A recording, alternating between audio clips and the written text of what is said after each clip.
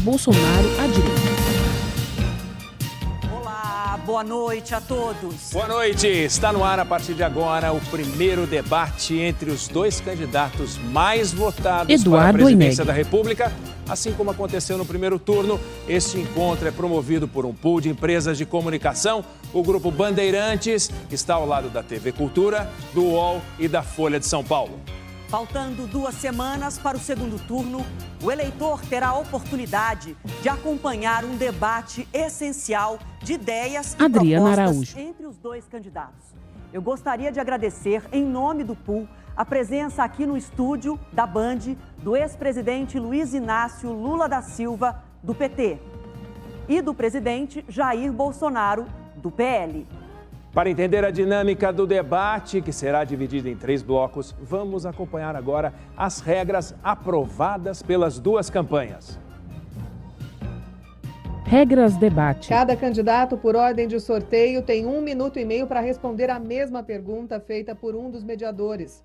Em seguida, o primeiro confronto direto, com um banco de tempo.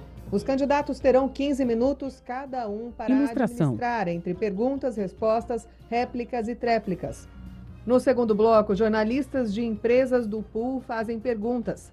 Cada candidato terá 1 minuto e meio para responder. O terceiro bloco começa...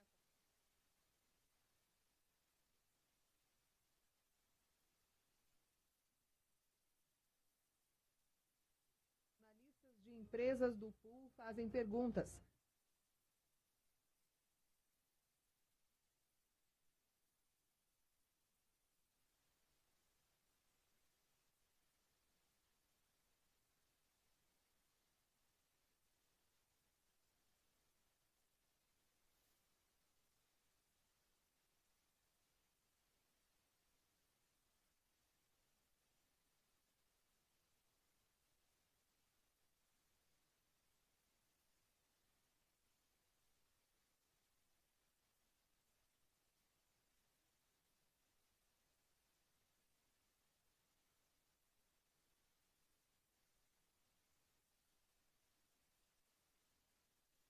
Que são feitas por ordem constitucional, sem que os senhores possam interferir de forma alguma. E aquelas sobre as quais os senhores podem decidir. Nos países avançados, nos países mais civilizados, em termos orçamentários, metade do orçamento é controlado desta forma constitucional e metade é comandado pelo presidente. Aqui no Brasil, 96% do dinheiro vai direto para o seu destino, sem a mão do presidente, sobram 4 na mão do presidente da República. E para fazer novos projetos, novas ideias, novos programas, tem que tirar projeto, tem que tirar ideia, tem que tirar programa. Eu quero saber, para cumprir os projetos e programas que os senhores propõem na campanha, os senhores vão cortar de onde? Dos 4% que comandam ou vão propor mudanças constitucionais para mexer nos outros 96%? Bom, pela ordem sorteada, o primeiro a responder a essa pergunta é Jair Bolsonaro. Boa noite, candidato. O senhor tem 1 minuto e meio, por favor. Boa noite. Por exemplo, a questão do Auxílio Brasil. A origem desse dinheiro virá de uma proposta que já passou na Câmara, visando a reforma tributária e está no Senado Federal. Vamos manter essa despesa extra de forma permanente e vitalícia.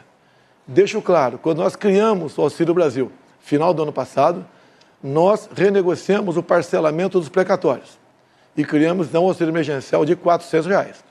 Nesse momento, toda a bancada do PT votou contra na Câmara dos Deputados, porque eles não têm qualquer preocupação com os mais pobres. Voltando à questão de recursos, não apenas isso, na reforma tributária, bem como o nosso governo estuda, ao se privatizar alguma coisa, uma parte, obviamente, vai para pagar juros da dívida e a outra parte irá para irrigar projetos outros que pode acontecer, porque realmente esse restante de 4% do orçamento é muito pequeno. Mas tudo nós fazemos, como já faremos, como fizemos no passado, dentro da responsabilidade fiscal. Tanto é que, em nenhum momento, houve qualquer medida do nosso governo que viesse causar um desconforto, um descontrole junto ao mercado, bem como oscilação no dólar. Então, fazemos tudo dentro da responsabilidade. Sua vez, candidato Lula, por favor, 1 minuto e meio. Olha, eu vou até me aproximar da Câmara para dizer que o Partido dos Trabalhadores tinha proposto, antes de votar os R$600 mil de auxílio emergencial, quando o presidente então propunha 200. A Câmara votou 500 e ele propôs 600. Depois ele reduziu para 400 e agora mandou os 600 só até dia 31 de dezembro, porque não está na LDO. Na verdade, o que nós fizemos? Nós provamos à sociedade brasileira de que é possível a gente ter capacidade de investimento quando a gente planeja e quando a gente, coloca o dinheiro no lugar certo. Quando nós fizemos o PAC em fevereiro de 2007, nós investimos praticamente R$1,4 trilhão durante todo o processo do PAC para construir 13 mil obras que foram entregues e mais 13 mil que ficou para terminar, que algumas estão terminando agora. O dado importante é que se você souber trabalhar, planejar, você vai ter o dinheiro para fazer as coisas e, ao mesmo tempo, nós temos certeza de que o Congresso vai aprovar uma reforma tributária para que a gente possa, com a reforma tributária, taxar menos os mais pobres, os trabalhadores. Por isso é que nós propomos uma isenção até R$5 mil de não pagamento do imposto de renda e cobrar dos mais ricos, que muitas vezes não pagam sobre o lucro, sobre o dividendo. Aí nós vamos ter dinheiro para fazer as políticas que nós fizemos. Nós vamos começar agora a primeira rodada direta entre os candidatos. Cada um terá 15 minutos para usar da forma que achar melhor. Para não prejudicar a compreensão de quem está assistindo a este debate, o ideal é que um sempre aguarde o outro terminar. Se um candidato ainda estiver concluindo o raciocínio, a sua fala não pode ser interrompida pelo adversário. Se acontecer isso, o microfone vai ser desligado. E pela ordem sorteada, quem começa é o candidato Lula. Bom debate aos dois, por favor. Eu até queria começar pedindo desculpa ao telespectador, porque eu não cumprimentei quando eu comecei a falar. Eu quero cumprimentar a direção da Banda, a direção da Folha, a direção da TV Cultura e a direção do UOL por fazer esse pool e permitir que a gente pudesse fazer um debate franco e aberto. Vocês sabem que eu estou candidato na perspectiva de reconstruir esse país. Fazer com que esse país volte à normalidade, que as instituições funcionem corretamente, que o Congresso legisle e não trate do orçamento, que o governo governe e que o Poder Judiciário cumpra com o seu papel. Mas, sobretudo, é preciso trazer o povo mais pobre à cidadania outra vez.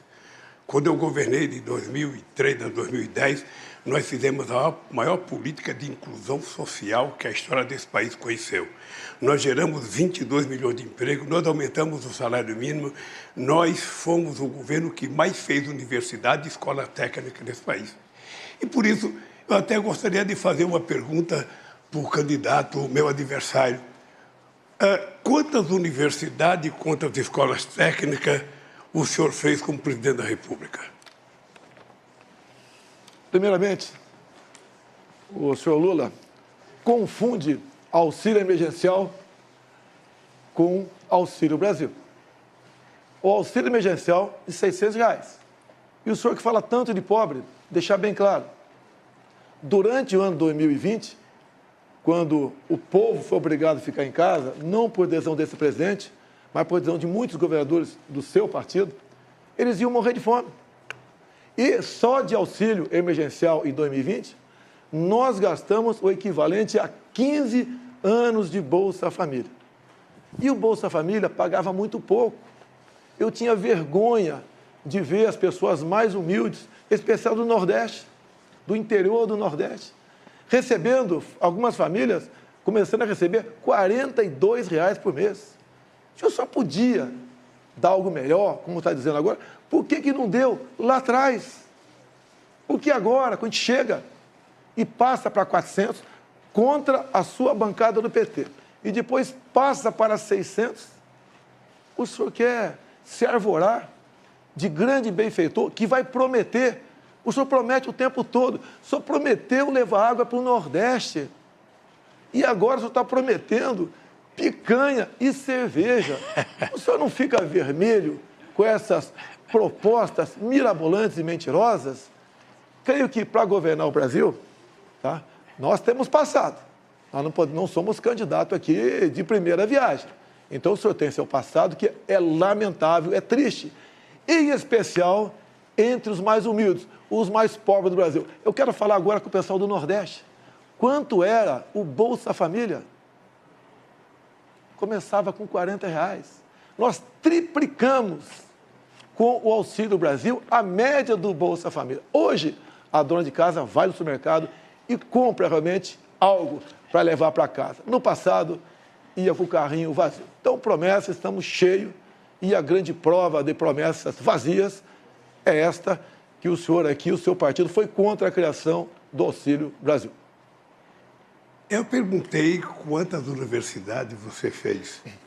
Perguntei quantas escolas técnicas você fez. E você veio falar do Bolsa Família. O nosso programa de inclusão social não era só o Bolsa Família. O nosso programa de inclusão social foi a maior política de distribuição de renda que esse país já conheceu para o pobre. Porque era ajuda ao pequeno produtor rural, era 1.400.000 cisternas que nós fizemos para o Nordeste, era o PNAE para levar comida para as crianças mais pobres e a gente comprava do pequeno produtor, além do aumento do salário mínimo de 74%. Mas eu queria voltar à pergunta inicial. Quantas universidades e escolas técnicas o seu governo fez? Senhor Lula, durante a pandemia, 2 anos as universidades ficaram fechadas. Não tinha cabimento você abrir a universidade para ficar fechada. Agora, o senhor, junto ao FIES, o senhor ofereceu crédito para milhões de jovens. Milhões de jovens. E mais de 1 milhão estavam endividados, sem condição de pagar esse crédito, o FIES. O que o meu governo fez? Mandou a proposta para o parlamento e nós juntos permitimos a anistia de até 99% da dívida dessa garotada. Nós tiramos essa garotada da inadimplência, do SPC, do Serasa. O senhor mais endividou a garotada do que deu ensino de qualidade. Eu já percebi que ele não quer dizer que, vergonhosamente, ele fez uma universidade em Tocantins que a presidenta Dilma é que tinha aprovado. Porque nós fizemos 18 universidades novas, 178 campos, além do ProUni e do FIES. O FIES a pessoa não tinha que pagar enquanto estava estudando. Eu não vou perguntar de universidade já, porque parece que não sabe. Parece que sabe que ele não fez nenhuma. Mas eu vou perguntar de pandemia. O Brasil tem 3% da população mundial. E o Brasil teve 11% das mortes da pandemia no mundo. Por que houve tanta demora para se comprar vacina? O senhor não se sente responsável? O senhor não carrega nas costas um pouco do sofrimento dos brasileiros de ser responsável, pelo menos, por 400.000 mortes nesse país? Primeiramente, senhor Lula, falo que eu atrasei a vacina em 2020. Não existia vacina à venda em 2020. A primeira vacina no mundo foi aplicada em dezembro de 2020. Em janeiro do ano seguinte, um mês depois, o Brasil começou a vacinar.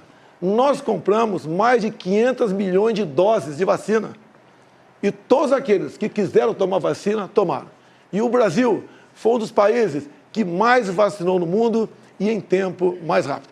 Então, o senhor se informe antes de fazer acusações levianas e mentirosas, que, afinal de contas, se o senhor não mentir, o senhor deixa de ser... Eu não faço acusações mentirosas, são dados científicos. O senhor atrasou a vacina, depois teve um processo, inclusive, de corrupção definido e denunciado pela CPI, e o fato concreto é que a sua negligência fez com que 680 pessoas morressem, quando mais de metade poderia ter sido salva. A verdade é que o senhor não cuidou, debochou, riu, dizia que não tomava vacina, quem tomava vacina virava jacaré, que virava homossexual, que não podia tomar vacina. O senhor gozou das pessoas, imitou as pessoas morrendo afogada por falta de oxigênio em Manaus. Ou seja, não tem na história de nenhum governo do mundo alguém que brincou com a pandemia e com a morte como você brincou. Brincou. É só mostrar na televisão, não vai dizer que é fake news, não, porque você aparece na televisão rindo, imitando pessoas sem ar, você aparece dizendo que quem tomar vacina vai pegar, você virou remédio, você virou vendedor de um remédio que não servia para nada, Você divulgou um remédio que a ciência negou o tempo inteiro. Você não respeitou o Butantan, você não respeitou a Fiocruz, que são laboratórios de excelência neste país, que poderia ter lhe ajudado. Se tivesse humildade, você poderia ter resolvido parte do problema. Mas, certamente, você não quis resolver, porque você não quis entender o sofrimento do povo. Senhor Lula, tem um vídeo do senhor dando graças a Deus que a natureza criou o Covid. Senhor Lula, o que eu fui contra foi o protocolo do senhor Mandetta, que mandava a pessoa infectada ir para casa até sentir falta de ar. E eu fiquei indignado com isso. A vacina, senhor Lula, não é para quem está contaminado. A vacina é para quem ainda não foi contaminado.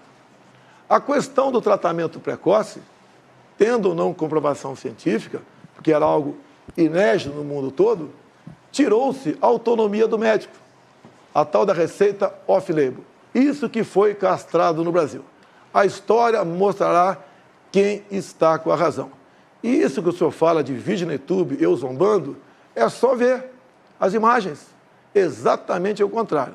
Eu falo como a pessoa ir se sentir em casa e depois daquela maneira ir para o hospital. Agora, deixar bem claro, quando se fala em corrupção, corrupção fez o seu partido na Covid. Quando chegou na CPI, a notícia de 50 milhões de reais desviado para o senhor Carlos Gabas, ex-ministro de Dilma Rousseff, que passeava de bicicleta com ela, a CPI do seu amigo Renan Calheiros e Omar Aziz não quis investigar. 50 milhões torrado numa casa de maconha, não chegou nenhum respirador, e daí sim, irmãos nordestinos morreram por falta de ar, por corrupção do senhor Carlos Gabas, deixar bem claro, em especial o seu governador de Minas Gerais, da Bahia, Rui Costa. Então, o consórcio do Nordeste, o qual o senhor tinha amplo conhecimento e domínio, praticou corrupção e matou, sim, irmãos nordestinos sufocados em hospitais. Mas se você tivesse um mínimo de responsabilidade para cuidar da CPI, você teria primeiro ouvido os governadores de estados. Eles criaram um consórcio, eles tentaram comprar vacina, o Ministério da Saúde não permitiu. E quando o Brasil começou a dar vacina, em janeiro de 2007, São Paulo começou a dar vacina, 57 países já tinham dado vacina. A verdade, Bolsonaro, a verdade é que você colocou o ministro da Saúde que não entendia. O único que parece que entendia um pouco era o Mandetta, que o senhor tirou logo. Depois colocou um outro que não entendia, até chegar no Pazuello. O Pazuello era visível que ele não entendia nada de saúde, era visível que tinha sido montada uma turma lá para comprar vacina. Ou seja, tinha a denúncia de que a CPI provou, e está no processo, eu espero que o procurador vai investigar, de que tinha gente reivindicando $1 por cada dose de vacina vendida. Isso está na CPI, está no relatório da CPI, o Brasil inteiro viu, e obviamente que o povo espera que um dia a Procuradoria-Geral da República investigue para saber o fundo de verdade ou não. Segundo a CPI, a Covaxin não vendeu nenhuma vacina no Brasil. Então, para de mentir.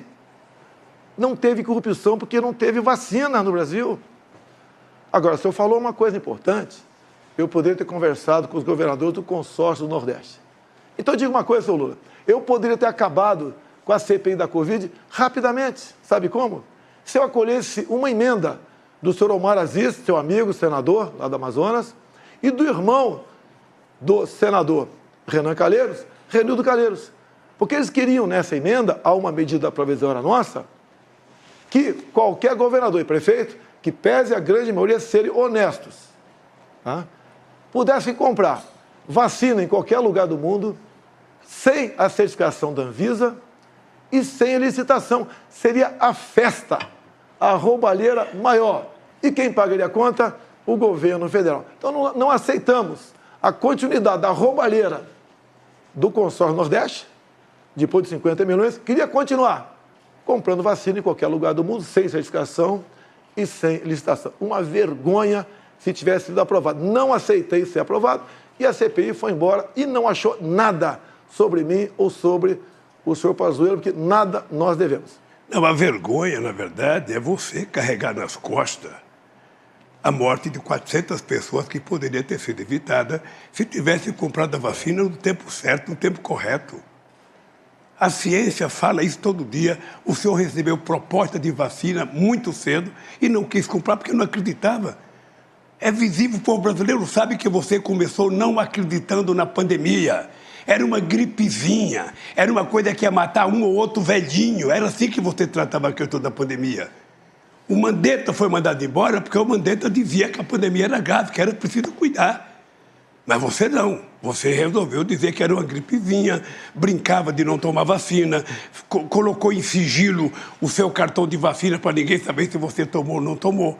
Ou seja, numa atitude que afrontava, sabe, a fé do povo brasileiro, que queria um presidente que cuidasse com carinho, que evitasse a quantidade de mortes que houve. Isso não foi feito pelo presidente Bolsonaro. Em fevereiro de 2020, nós decretamos estado de emergência no Brasil. A TV Globo, com todo o seu conglomerado, com o seu Drauzio Varela, começaram a falar exatamente o contrário. O Brasil é um clima quente, não tenham medo da Covid. E quem falou em gripezinha foi lá.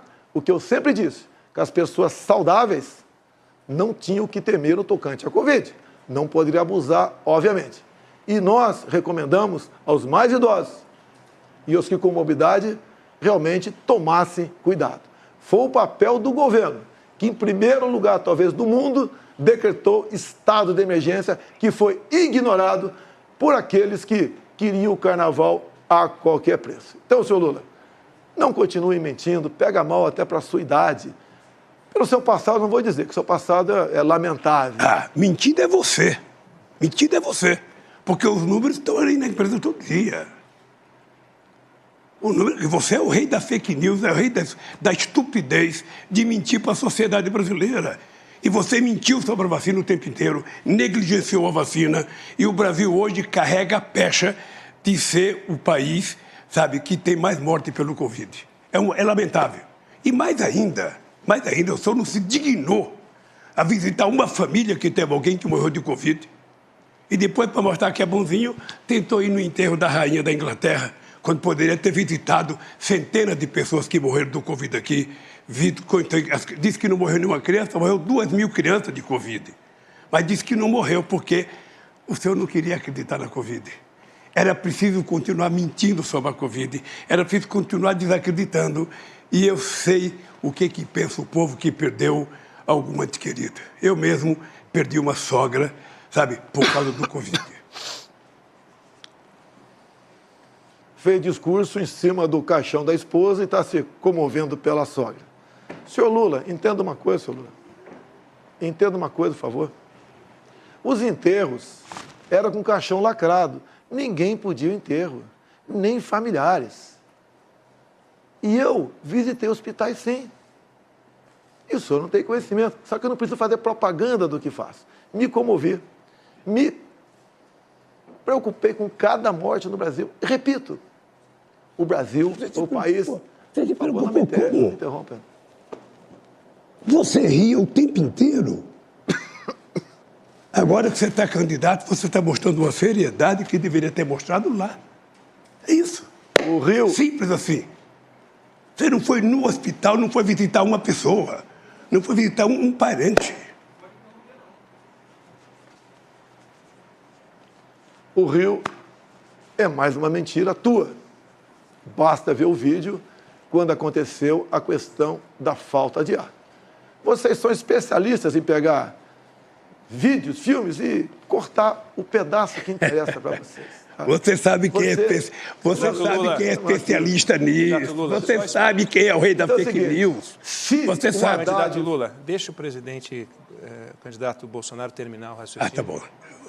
Repito, nós compramos 500 milhões de doses de vacina. Entregamos com a logística nossa para estados e municípios. O Brasil foi um exemplo para o mundo no tocante à vacinação. Menos de um mês, depois da primeira dose aplicada no mundo, o Brasil começou a aplicar. E todas as vacinas foram compradas pelo governo federal. Nos orgulhamos desse trabalho. Salvamos milhões de vidas. Se fosse com alguém no teu governo, alguém do consórcio Nordeste, vocês tinham roubado tudo e teria morrido muita gente cuja morte poderiam ter sido... Eu vou lhe contar como é que se vacina. Em 2010, teve a gripe H1N1. Em 3 meses, nós vacinamos 80 milhões de pessoas. Em 3 meses. Porque o Brasil é um país que tem expertise em vacinação. Aliás, o Brasil é exemplo do mundo em vacinação. O Brasil vacilou quando teve um presidente que não cuidou e que não foi responsável, que brincava e que não acreditava na vacina. E a verdade é essa. A verdade é essa. Sabe? O senhor carrega nas costas o peso de pelo menos 400 mil pessoas que morreu por conta do negligenciamento e o negacionismo da vacina. Chega de mentira, vamos passar para outro assunto aqui. Em 2006, 59 policiais foram executados aqui no estado de São Paulo. E por que isso? Porque teriam que transferir o Marcola para um presídio de segurança máxima. Ele não podia mais ficar aqui comandando o crime. O seu governo não transferiu o Marcola. Pelo que tudo indica, fez um acordo com o Marcola e com o seu Alckmin, que era governador de São Paulo naquele tempo. Repito, 2006, 59 policiais assassinados em São Paulo. Teve que eu chegar em 2019, juntamente com o ministro Sérgio Moro, para que nós, então, tirássemos o Marcola de presídio estadual aqui em São Paulo e mandasse para um presídio federal, num regime todo especial, sem qualquer comunicação com o mundo exterior. Isso, rapidamente, começou a cair o número de mortes violentas em nosso país. Por que você não transferiu o Marcola em 2006, já que tinha um pedido do MP estadual fazer isso? Era simpatia, amizade ou um grande acordo naquele momento, juntamente com o seu vice, atualmente, Geraldo Alckmin? O candidato sabe que quem cuida de crime organizado não sou eu. Quem tem relação com o miliciano, que é crime organizado, ele sabe que não sou eu e sabe quem tem. Sabe, inclusive, sabe da culpabilidade que foi o crime organizado que matou a Marielle no Rio de Janeiro. Eu, se tivesse pedido para transferir, a gente transferia porque fui eu que fiz prisão de segurança máxima. 5 prisões, 5. 5 prisões de segurança máxima foi feito no meu governo. E se o Alckmin, governador, não quis transferir, é porque ele tinha razão para não transferir. Quem sabe a segurança dele tinha razão para transferir. Sabe? Mas o dado concreto é o seguinte, você está falando com um cara que fez 5 presídios de segurança máxima nesse país. Quanto você fez? Nenhum. Nenhum. Então, eu acho que a mentira aqui não é minha. A mentira aqui é de um presidente que não pode mentir, porque o presidente tem que respeitar o cargo, não é possível. Senhor Lula, amizade com o bandido. Eu conheço o Rio de Janeiro. O senhor esteve atualmente no Complexo do Salgueiro. Não tinha nenhum policial ao seu lado, só traficante. Tanto é verdade a sua afinidade com traficantes, com bandidos, que nos presídios do Brasil, cada 5 votos, o senhor teve 4 votos. E quando a gente volta para o Marcola foi flagrado. Teve ligação telefônica grampeado.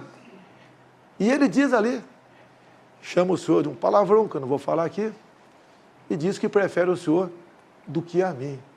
Essa é a verdade. Fazer presídio e deixar os amigos soltos em outro presídio comandando o crime, isso é um crime, senhor Lula.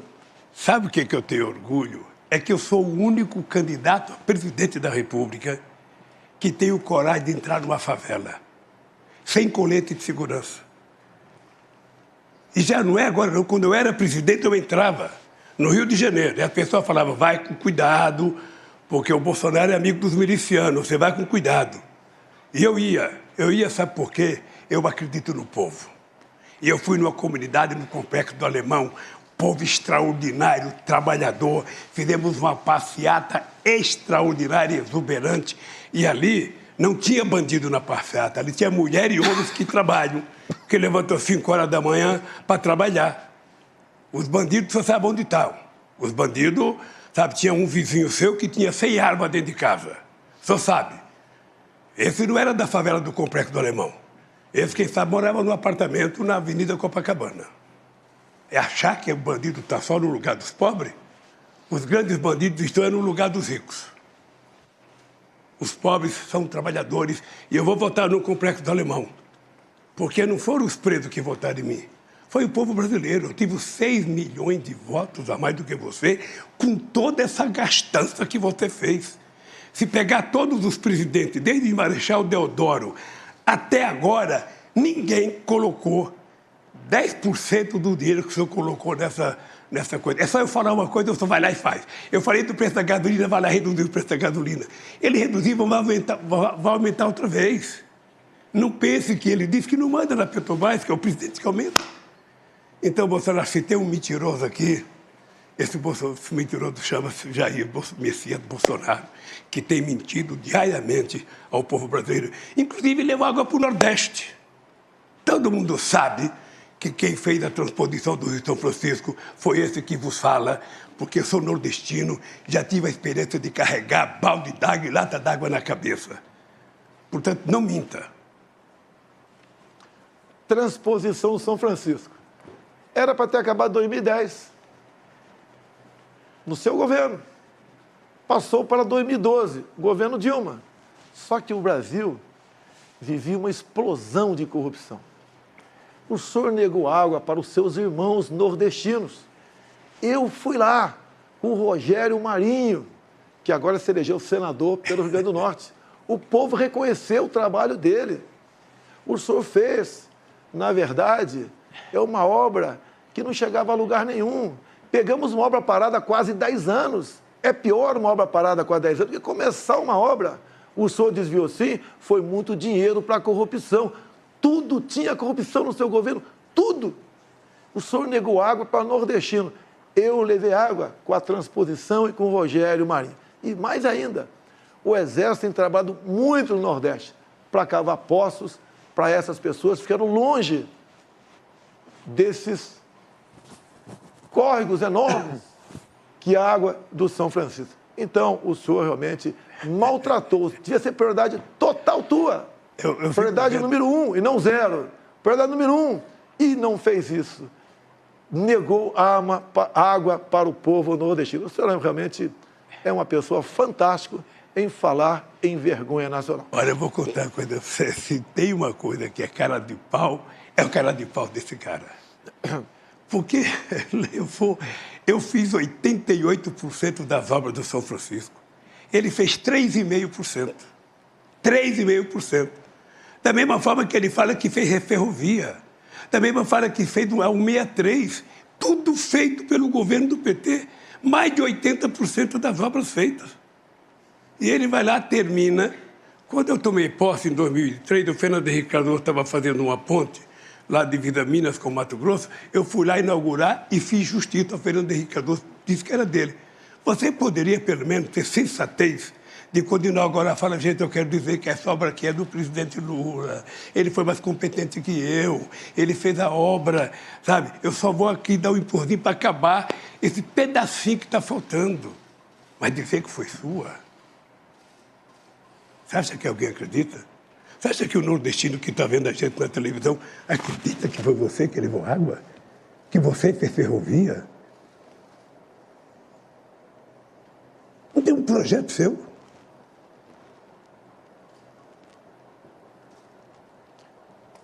Se o senhor fez 86% das obras no seu governo... 88. Parabéns. 88. Dilma ficou mais meia dúzia de anos. Não terminou os 12 que faltavam. Se o senhor mandava no governo Dilma, quem está mentindo? Por que em 6 anos não concluiu, já que faltava apenas 12%? Quando o senhor fala em BR-163, não inventa. Faltavam 50 quilômetros. Essa BR que passa lá pelo Pará. Quando assumimos, o Tarcísio, em 6 meses, com o Exército Brasileiro, fez essa obra, que passou pelo seu governo, por Dilma, 14 anos, e esses 50 quilômetros foi esquecido. Ou seja, não fale em infraestrutura e não fale água para o Nordeste sem ter um mínimo de conhecimento. O senhor deve se lembrar muito bem, é do desviado em dinheiro e não em água para o Nordeste. O Tarcísio aprendeu trabalhando com a Dilma, porque o Tarcísio foi no PAC com a Dilma, que ele aprendeu a fazer essas obras. Porque ele trabalhou com a Dilma, não sei se você sabe. Ele foi do PAC quando a Dilma era presidente da República. O dado concreto, Bolsonaro, é o seguinte. O dado concreto é que, no nosso governo, nós fizemos a maior política de infraestrutura que esse país já conheceu. Maior. Talvez eu tenha perdido do Geisel quando ele fez o Proálcool nos anos 75. Porque nós fizemos a maior quantidade de obras de infraestrutura que esse país já conheceu. Geramos muito emprego, muito emprego de carteira profissional assinada, coisa que Vossa Excelência não faz. O senhor fala muito. Na verdade, nada fez. O Tarcísio, sim, trabalhou, mas ele não era dono da caneta, ele não era dono do recurso. Fez o possível. E quando foi trabalhar comigo, ele sentiu-se como a pessoa mais útil do mundo, e o que foi verdade. Concluiu obras por todo o Brasil. Se em vez de ter ministros, como o senhor teve no passado, quase todos presos, tivesse pessoa da linha do Tarcísio na frente, muitas obras seriam feitas assim. Então, a grande verdade, o senhor não fez nada pelo Brasil, a não ser transpor dinheiro público para o seu bolso e dos seus amigos. Olha, ainda bem que você está assistindo, e eu quero até parabenizar a Bandeirante, porque o horário do debate é nobre, 8 horas. Porque um cidadão tem a cara de pau e a disfarçatez que tem, o presidente, de dizer que nós não fizemos nada para o país. Ele era deputado. Ele nunca fez um discurso contra o governo Lula. Nunca fez um discurso. Procurei nos anais do Congresso Nacional.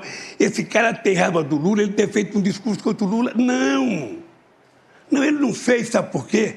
Porque, no fundo, ele sabe que eu fui o presidente que mais investi nesse país, e mais ainda, foi o que mais cuidei das Forças Armadas. A aeronáutica não tinha avião, a marinha não tinha navio, o exército não tinha nem coturno. E eu dei. Na verdade, as Forças Armadas não tinham ministro. Você botou gente incompetente na frente do Ministério da Defesa. Gente não tinha qualquer conhecimento de nada. Uma vergonha na frente. Agora, falar que eu não fiz nenhum discurso contra você, Lula, 8 anos de governo, eu não vou nem rebater isso aí. Pelo menos 2 por semana eu fazia, mostrando as mentiras e as inverdades e a corrupção do seu governo.